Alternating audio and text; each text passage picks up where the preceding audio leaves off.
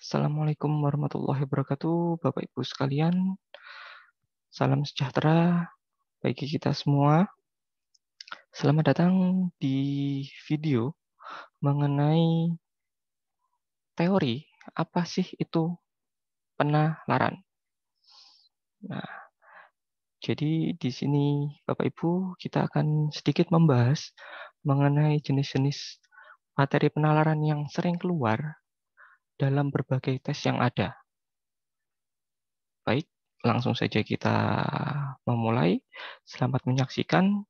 Semoga video ini dapat membantu Bapak Ibu dalam memahami materi-materi penalaran dan dalam mengerjakan soal-soal tes nantinya. Penalaran atau yang juga biasa disebut sebagai dengan silogisme, Bapak Ibu sekalian, sebenarnya ada beberapa jenis. Hanya dalam berbagai kesempatan tes, entah itu untuk seleksi CPNS, untuk seleksi adik-adik kita yang ingin masuk ke perguruan tinggi untuk kuliah. Nah, itu ada dua jenis silogisme atau penalaran yang sering keluar yang diujikan. Yakni yang pertama, jenisnya adalah silogisme kategorial, dan yang kedua biasa disebut dengan atau sebagai silogisme matematika. Apa itu silogisme kategorial dan silogisme matematika, Bapak Ibu? Mari kita bersama-sama untuk menganalisa, mengenali dua jenis silogisme ini. Yang pertama, jenisnya adalah silogisme kategorial. Silogisme kategorial di sini, Bapak Ibu, sebenarnya mengadopsi prinsip yang ada di bahasa Indonesia, yakni yang terkait dengan premis umum, premis khusus, dan juga kesimpulannya. Yakni di sini, jika misalkanlah yang pertama, premis umumnya mempertemukan A bertemu dengan B. Premis khususnya mempertemukan B dengan C, maka nantinya akan menghasilkan kesimpulan A dengan C. Di rumusan yang kedua, yakni adalah jikalau nanti premis umumnya mempertemukan A dengan B, premis khususnya C dengan A, maka nantinya akan menghasilkan kesimpulan C dengan B. Di rumusan yang ketiga, jikalau nanti A bertemu dengan B, A bertemu dengan C, akan menghasilkan kesimpulan C bertemu dengan B. Dan di rumusan yang keempat, jikalau nanti premis umumnya mempertemukan antara A dengan B, premis khususnya mempertemukan C dengan B, maka nantinya akan menghasilkan kesimpulannya C dengan A.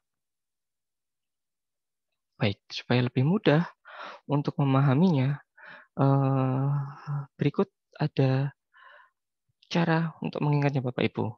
Kita perhatikan adalah di rumusan yang pertama dan juga rumusan yang kedua.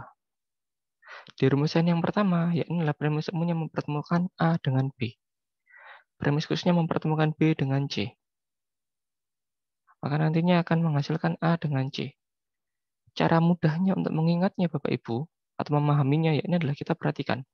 Jikalau nanti ada yang sama, misalkan di rumusan yang pertama ini, B-nya sama, keluar 2 kali, dan letaknya saling silang Bapak Ibu. Nah, B yang pertama ada di sebelah kanan, B yang kedua ada di sebelah kiri. Nah, nanti kalau misalkan ada yang sama, dan letaknya saling silang, silahkan nantinya tinggal dicoret, coret, terus sisanya diturunkan. Nah, ini pun rumusan yang kedua sama. A-nya sama, letaknya saling silang. Satu di kiri, satunya atau yang keduanya ada di kanan. Maka karena saling silang, ini dicoret, coret, sisanya diturunkan. Lalu bagaimana jika seperti rumusan ketiga dan keempat, Bapak Ibu? Dia sama, misalkan di sini, yang rumusan ketiga, A-nya sama. Rumusan keempat, B-nya sama. Tapi letaknya tidak saling silang.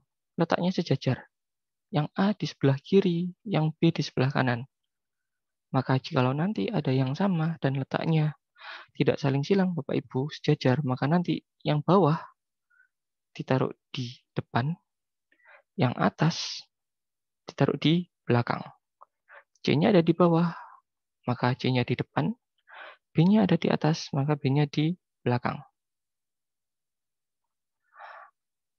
C-nya ada di bawah, maka C-nya ada di depan. A-nya di atas, maka nanti A-nya bisa di belakang. Jadi seperti itu ya Bapak Ibu. Jadi misalkan nanti ada yang, misalkan di opsinya mempertemukan C sama B, maka ambil yang, dan juga mohon maaf, kalau misalkan nanti ada di opsinya, yang pertama mempertemukan B dengan C, yang kedua mempertemukan C dengan B. Kalau kasusnya seperti ini, ambil yang ini Bapak Ibu, CB. Pun sama seperti ini, misalkan kasusnya seperti ini. Nah, terus nanti di opsi yang A misalkan mempertemukan A dengan C. Opsi yang delta misalkan nanti mempertemukan C dengan A. Maka nanti ambil yang ini Bapak Ibu. Tapi jikalau nanti di opsinya tidak ada yang seperti ini, kebalikannya, itu juga bisa menjadi alternatif jawaban yang tepat juga. Tapi jikalau misalkan nanti ada yang sesuai dengan ini, maka ambil yang sesuai dengan ini Bapak Ibu. Baik, selain itu di silogisme kategorial juga terdapat dua jenis kalimat Bapak Ibu, yakni kalimat mayor dan juga kalimat minor. Apa sih kalimat mayor dan kalimat minor?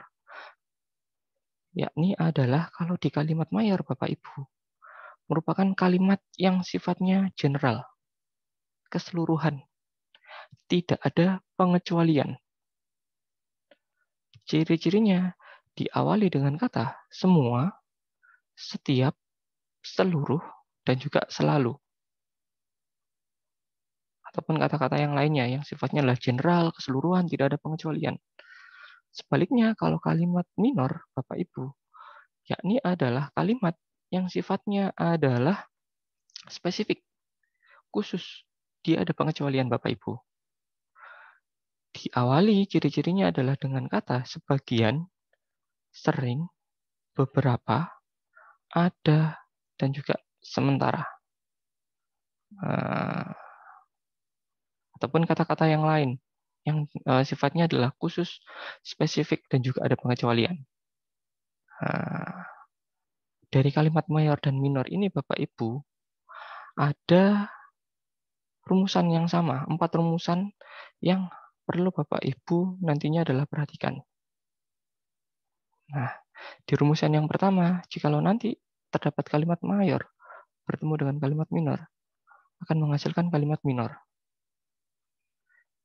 Rumusan yang kedua, jikalau nanti ada kalimat minor bertemu dengan mayor, akan menghasilkan kalimat minor. Jikalau nanti rumusan yang ketiga, ada kalimat minor bertemu dengan minor, akan menghasilkan kalimat minor juga. Dan rumusan yang keempat, jikalau nanti ada kalimat mayor bertemu dengan mayor, akan menghasilkan kalimat mayor juga. Maksudnya adalah, di sini Bapak Ibu, mungkin jika misalkan ada yang masih bingung, kalimat mayor misalkan adalah diawali dengan kata semua. Minor nanti adalah diawali dengan kata sebagian, maka nanti hasilnya adalah sebagian. Semua bertemu dengan sebagian, hasilnya sebagian. Beberapa bertemu dengan setiap, hasilnya adalah beberapa. Sementara bertemu dengan sementara, hasilnya juga sementara. Seluruh bertemu dengan seluruh, nantinya akan menghasilkan seluruh juga. Cara menghafalnya Bapak Ibu, memahaminya supaya lebih mudahnya nanti, ya inilah kalau misalkan nanti di soalnya, entah di premis umum atau premis khususnya, terdapat minor, entah itu sebagian, sering, beberapa, ada, sementara, dan sebagainya, nanti hasilnya pasti akan minor juga. Rumusan yang pertama, premis keduanya minor, kesimpulannya minor. Rumusan yang kedua, premis pertamanya minor, kesimpulannya minor.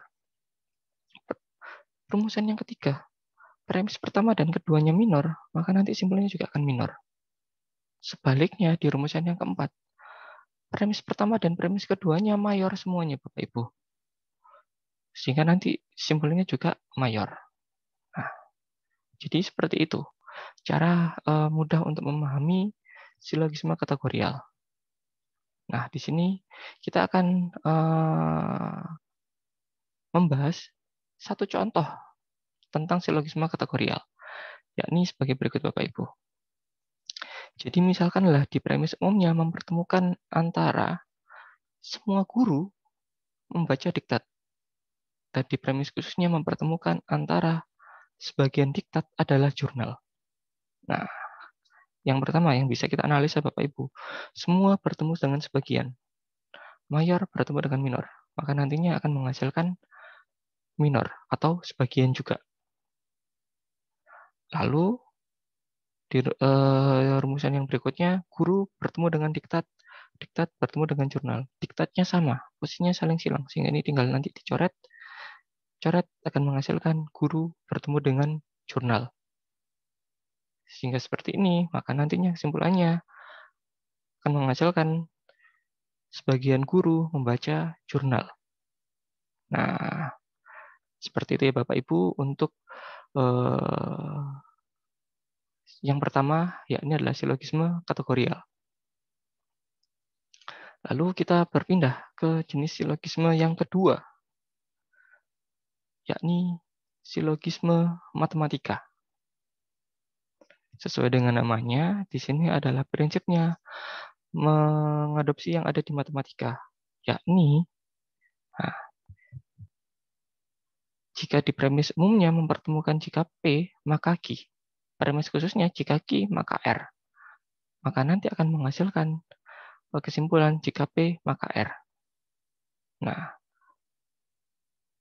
intinya kalau di silogisme matematika Bapak Ibu, sebenarnya nantinya akan berkaitan dengan prinsip sebab akibat. Karena kalau secara rumusan hampir mirip dengan yang tadi silogisme kategorial. Yakni ada yang sama, saling silang, tinggal dicoret-coret, terus diturunkan. Nah, cuma kalau tadi, seperti yang saya sampaikan sebelumnya, kalau di sini lebih mengarah mengenai prinsip sebab akibat. Contohnya, Bapak Ibu,